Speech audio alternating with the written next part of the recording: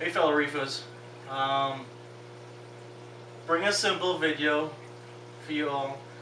I've been getting a lot of questions about how I have my setup, how I have my reactor tuned. I kind of do things outside the box, so hence this video. A lot of people, they have first of all, a lot of people don't like calcium reactor setups because of the cost, initial cost. And then after, it's just, they have issues tuning it in. The line's always getting clogged. The alkalinity keeps spiking. It's weird enough, it's a calcium reactor, but it affects the alkalinity more than it affects the calcium. I had like 2 reactors in the past, a bunch of different setups.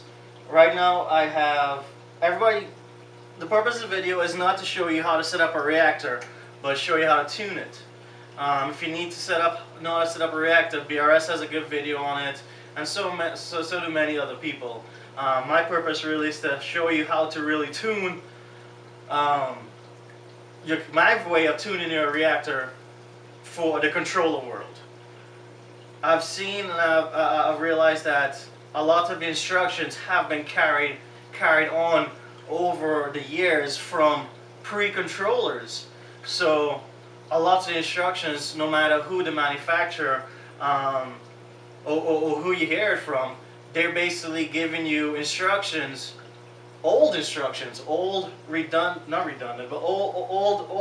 regurgitated instructions over and over and over. Basically, what I'm saying is that almost every single instruction out there on how to tune your reactor based on drips, melting range, and CO2 bubbles. I'm here to tell you, throw that out of your mind. Don't pay attention to none of that.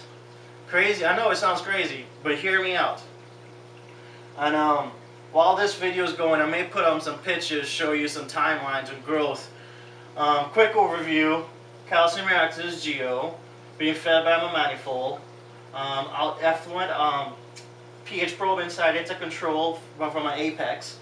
Effluent is coming out into the Synergy second chamber, and then finally going into a needle valve, and then going into the tank. CO2, a carbon dose electronic CO2 doser. That's overall what I have. Now, to tune it, like I say, first of all, if you want, you can read other instructions, but that might just confuse you more. But knowledge is key. Think of all the different ways you want to do it. Think of all the different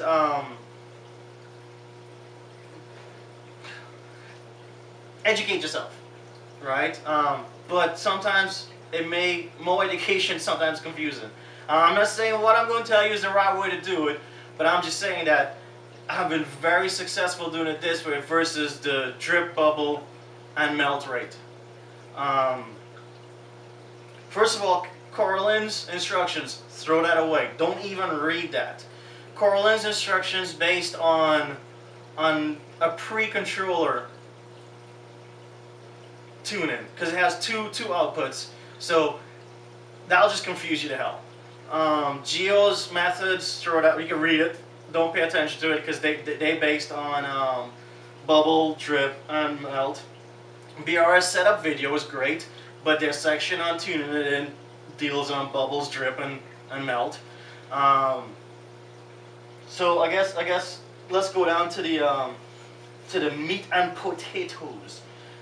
What I have done in this setup, that after talking to a lot of local reefers, mtrc.org is our club's website, I've come up with an awesome solution. I've come up with a great working solution.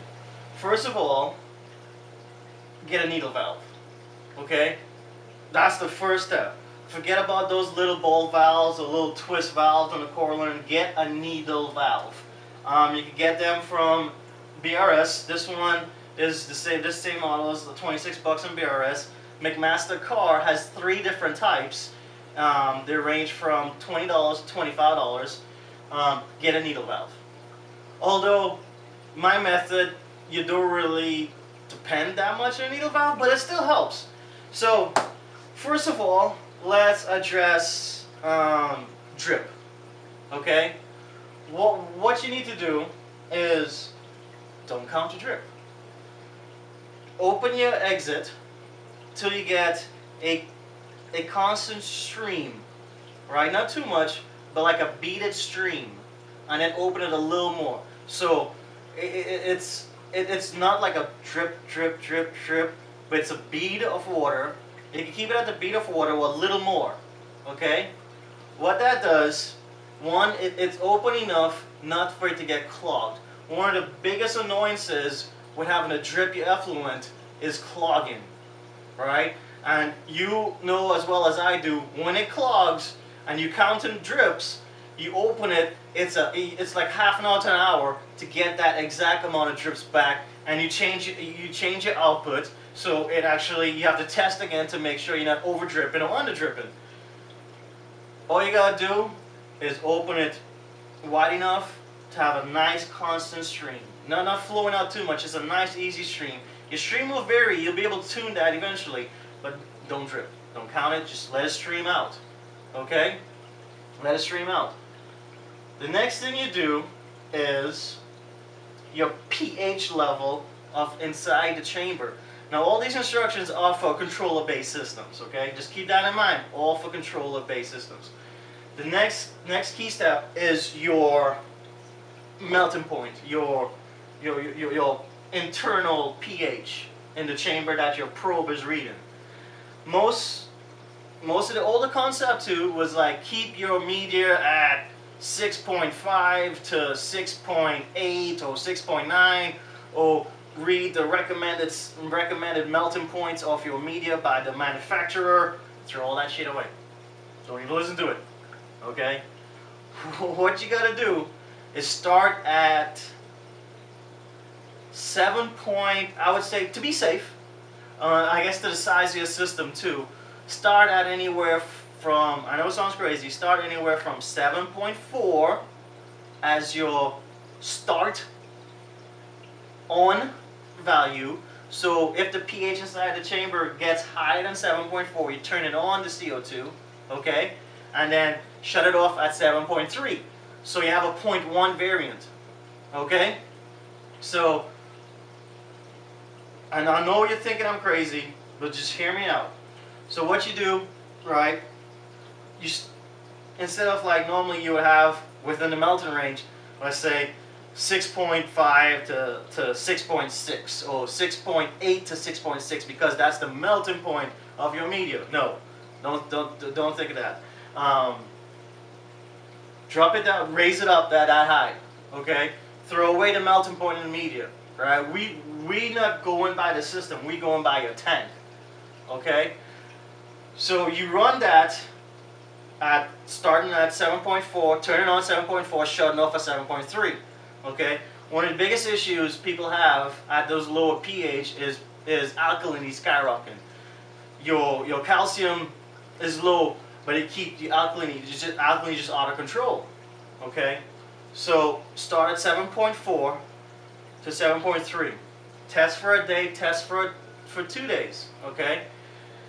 Turn your CO2, make sure you dose enough CO2 to get into that range. Look at your controller has graphs, okay? Look at your pH for that probe and make sure you're staying within that value, okay? Test your water. If you realize your valves are dropping, go down another point. So go down to 7.3 on, 7.2 off. Test again. Never touching your output. Output is constant. What your variable and what you're varying is the internal pH, where you're melting the media at.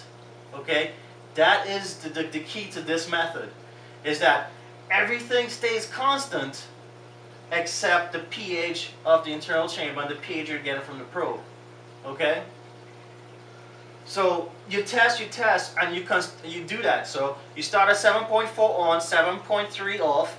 You test. Oh, your values in your tank. You need to go up. So you go down 1.1, 7.3 on, 7.2 off. Test again. Oh, you need to bump it up more. So you go down, go down, go down. Like I say, you don't touch anything else. You make sure you're giving enough CO2 to keep in that range. Watch your graph. Don't touch your output. Now you wouldn't have to worry about your output because it's not going to get clogged because there's letting enough flow, let all those little greedy pieces of media that's melting to come out. You ain't got to worry about clogging, but still keep an eye on it, right? The only thing you're adjusting is your start and stop levels, and you go down, go down, go down. When I first got this system, you'll see in the pictures too that I'll be putting up during the video. The media, I started at 7.4. Now I believe I'm at 6.9 on to 6.8 off. Alright, and I am just running beautifully. I have a constant stream going out. Like I said, I started at 7.4 with a 0.1 variant, and I kept going down over a couple of weeks until I finally hit. I initially settled at around 7.1 to 7.0, and my levels were perfect until I had an explosion. Well, I did have an explosion in growth, and had to adjust it. So now I'm currently running at 6.9 to 6.8. But like I say, it'll start high, and let your tank tell you what you want. Okay, this media reactor, it was all the way to the label, and in 6 months it dropped down to half the chamber. This is an 8-inch chamber. It dropped down half the chamber. I filled it up about a month or two ago to the label, and it's already dropped again. This, about 6-8 months ago, was all the way full. Now this doesn't necessarily melt because this is just the effluent coming out. So I've ran this method over 6 months, almost 8 months, almost a year, and it works. I don't have to worry about my pH, sorry, not pH, my alkalinity spiking. This method, I've kept my alkalinity where I want it. I still supplement my calcium and stuff, but that's a whole different video. Okay, now let's go to some tips. Some miscellaneous cleanup, if you would say. Now that you have your tank's melting level, right? Not your media's melting level, but your tank's melting level, okay? That's basically what we've been slowly fine-tuning with the 0.1 increments coming down. Well, since we have that now, pay attention to your graph. Sometimes if you dose in too much CO2, you'll just see it bouncing, right? Now this is optional. You can leave it like that, but you kind of put in wear and tear in the equipment because you're switching on, switching off, switching on, switching off, switching on, switching off. So what you could do, you could slowly back out the CO2 or back out the amount of bubbles, okay? I know I said don't pay attention to bubbles. I ain't counting the junk.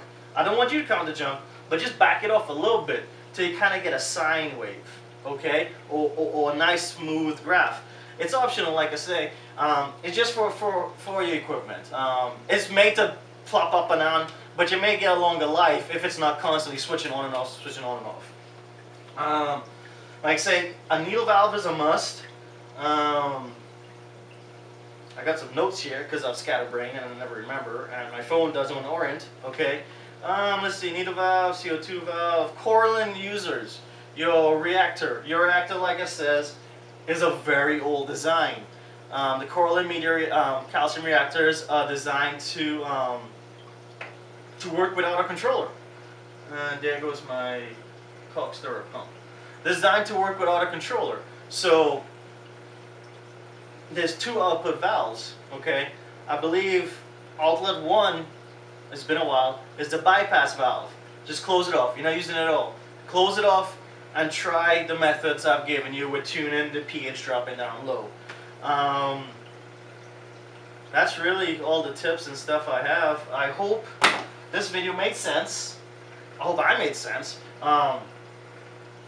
But it has helped me. For years I've struggled with tuning my reactor and getting it where my tank was, and this method has been rock solid. I've had 0 issues, and everything just works perfectly. So I really hope it's helped. And if it do, please give me a like, subscribe, please share, and have a good day.